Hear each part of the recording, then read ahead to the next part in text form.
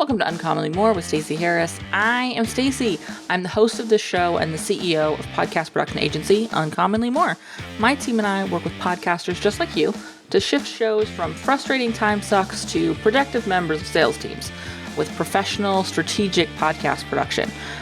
You know what? I think that's enough. Let's get into the show and we'll talk more there. Welcome to episode 530.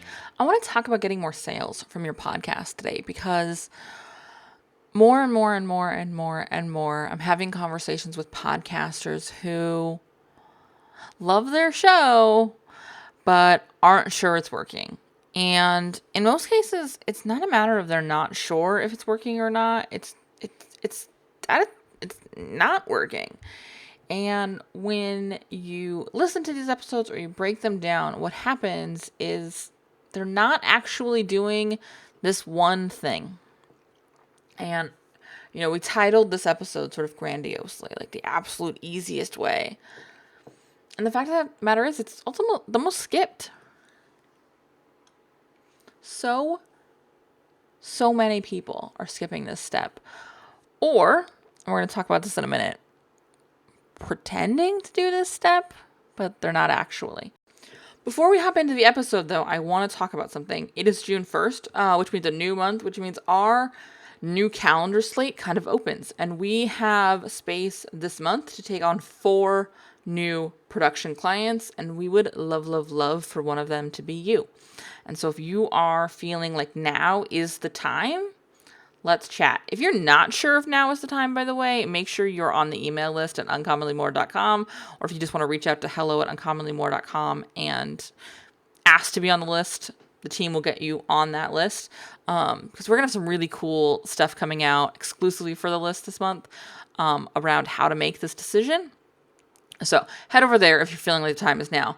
Or if you're not sure if the time is now, rather. If you know the time is now and it's like, put up or shut up, I need out of this hamster wheel of chaos, head over to uncommonlymore.com/podcast production and apply to work with us. We will have a chat, have a conversation, make sure it's the right fit for you, make sure that we're doing everything that you need done. Generally, we do more than what you think you need done, but that's a conversation for another day.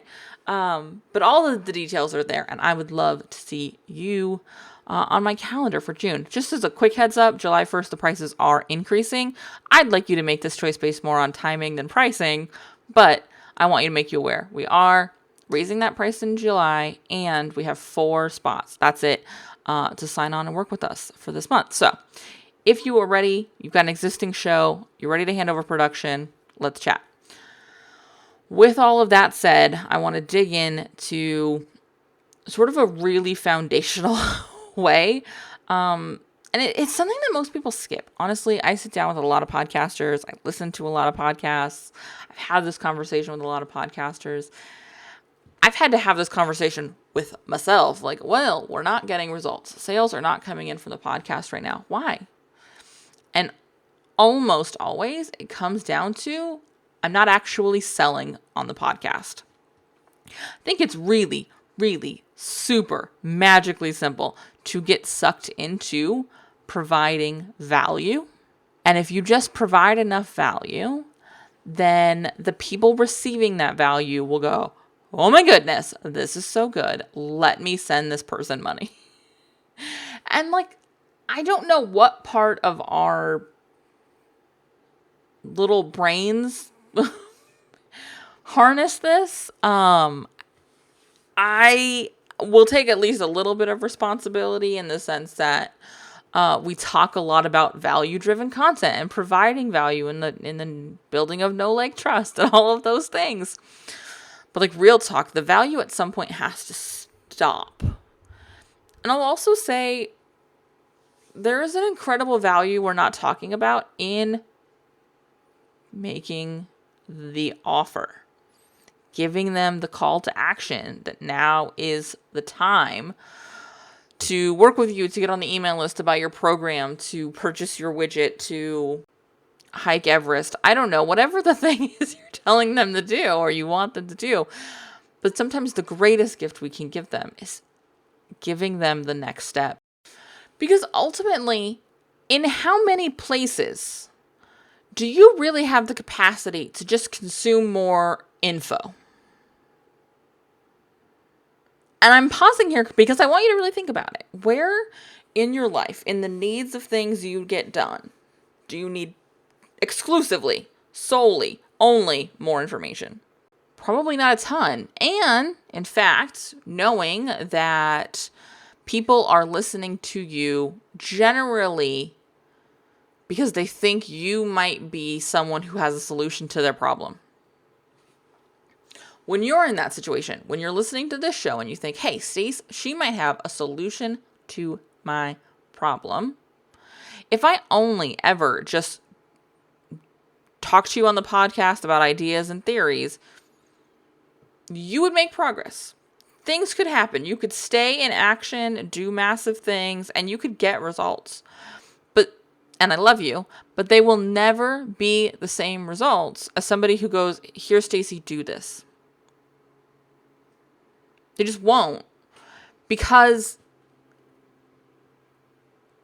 most of my job here is not to actually teach you how to podcast better, how to edit better, how to choose graphics, how to optimize the SEO of your show notes, what kind of show notes to structure. That's not what we actually do in this show. That's not helpful. What is helpful is me teaching you how to make the decision around how and who and when, and maybe even if you get support with your show. That's the job here. That's the purpose of our time together. And so if I sat here and I just gave you a ton of information about show notes and editing softwares and transcription softwares and SEO optimization for podcasts and creating graphics and how to use Canva and how often to change your graphics and how to vary them and what kind of show notes to structure and et cetera, et cetera, et cetera, it would be helpful, but it wouldn't be valuable. Because how much capacity do you have to learn all of those things and execute them in addition to, your actual job in your business of selling and serving your clients? And so often as podcasters, we get stuck in this loop of I have to provide value. I have to teach them how to do this. When in reality, our job is to teach them how to make the decision whether we're the right fit to help them or not. To help them clarify how to language their current problem. And that's what we do when we start selling to them instead of just providing value, which is the most generic term I think ever. And I've beat that drum a ton of times. I'm not saying that this isn't going to be about value. This is about value. Even in this episode, I'm both selling to you. We already did that. And teaching you something that will impact how you podcast and help you get different results. And a big part of that reason I'm doing that is because I want you to see how I think about podcasting, how our agency treats this asset, builds these assets, so that you can ultimately make the decision for if now is the time and that we're the right fit or we're not the right fit. And notice I haven't just said that the job of this show is to teach you that you need to buy from me. It's not the point of the show. The point is to help you discover whether we're the right fit for you or not. Because this isn't about good versus bad. It's about fit.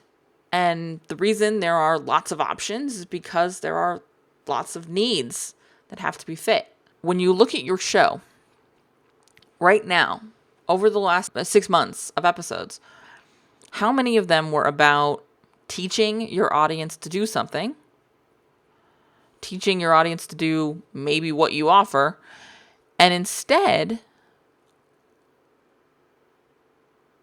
how frequently did you actually teach them about making the decision whether or not you are the right fit? Your program's the right fit. Your services are the right fit. Your widget is the right fit. Compare those. And if you're not happy with the results you're getting sales-wise or lead-wise from your podcast, Change those numbers. Reduce the first and increase the second. And I can hear someone in the distance right now. Maybe it's you. Maybe it's someone else who heard this.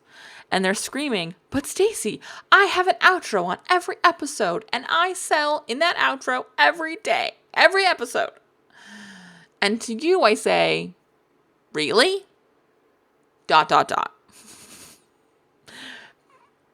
No, wait, really? ? Because I want it to be, I want you to really think about, do you really?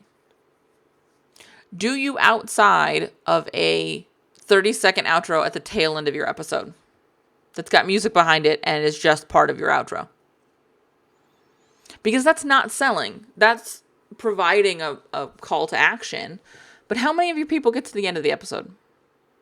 How many versions of that outro do you have? Because if you only have one and you've been using it for the entirety of the last 6 months, no one who listens all the way to the end of your show can hear that. Even if they listen to it, it's no longer sinking into their brain. Think about the billboards you drive past when you drive around your community. Think about the signs up as you take your favorite walking path. How many of those do you really see on a day-to-day basis? None of them anymore, because you've become blind to them. They're just part of the environment. The same thing happens with the stale 30-second 30-second outro at the end of your episode. They're blind to it. They're not hearing that anymore. It's not sinking in. And so you need to change the way you're doing this. You need to get serious about the way you're doing it. Some great examples, and there's 2 ways that I encourage you to try this. Pick one, use both, whatever. Both of them are in this show. At the beginning of this episode, I teased what we were going to talk about, and then I promoed.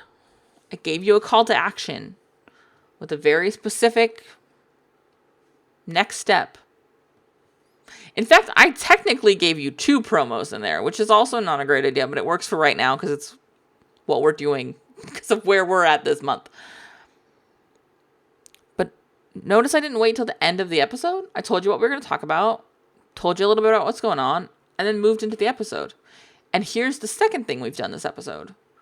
I've talked about working with us and our services quite a bit.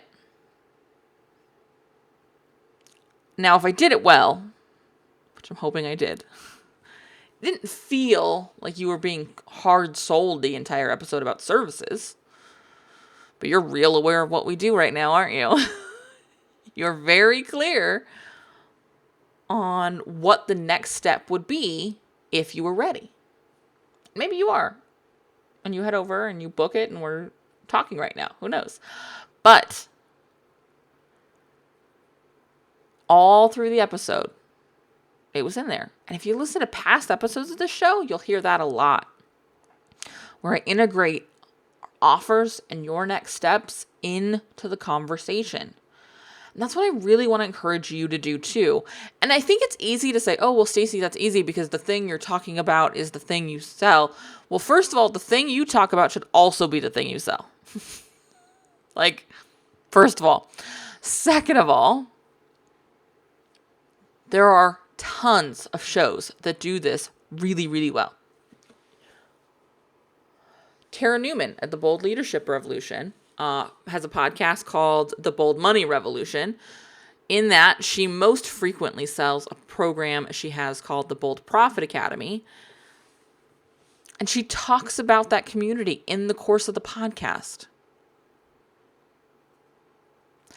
Not because it's a hard pitch at all times, but because it's important that she be talking about your next steps, the next place for you to get value in the value you're getting now. I want you to be looking at how can you integrate what you're talking about as next steps into what you're talking about in the current conversation. Weave those things together. It's the same idea of selling through story. It's essentially all it is a version of that. And that always lands more impactfully and builds trust on a deeper level because it doesn't feel like I'm talking at you. It doesn't feel like you are broadcasting a commercial. It feels like a conversation. It feels like information. And it is value. And in many cases, I'd argue that it's much more valuable than telling you how to edit. Because trust me, you don't have the time. I just know it. I know it. All right. That wraps us for today. Quick and dirty on this one. I want to hear from you though. If this one was like, oh, hey, light bulb, let me know. And if you want to tell me that you sell all the time and you're still not getting results from your podcast, cool. DM me. Let's talk. Because I'm willing to bet it's not true. And if I go and listen to your show, I'm going to bet you I figure out that I'm right. But I welcome the DM nonetheless. Reminder, as we talked about at the beginning of the episode, there are 4 spots to work with us starting this month for production services for established shows already. Head over to uncommonlymore.com/podcast production to get all the details. And as a quick reminder, that price does go up July 1st, which you'll see now is noted on the website. I can't wait to see you again next week. We're going to have another great show. I'll talk to you then. Bye. If you made it to this point of the show and you still happen to be listening, which statistically is unlikely, I want to say thank you for listening. Thanks for hanging out with me today, and I want to hear from you. So reach out on social or via email and let me know what actions you're going to take from today's episode. Because honestly, that's why we produce this show. That's why I record this show. It's why my team does all the work to release this show. It's so that we can help you. You can help make a difference in your show and consequently in your business. If you haven't left a review for the show, head over to ratethispod.com/more. It's an easy way to show some love to the show and also help us reach more podcasters who are looking for the same kind of support you were looking for. If you have any suggestions or ideas or thoughts you would like me to address on the show, be sure to reach out. Again, like I say a lot, this is the start of the conversation, and I can't wait to hear what you have to say.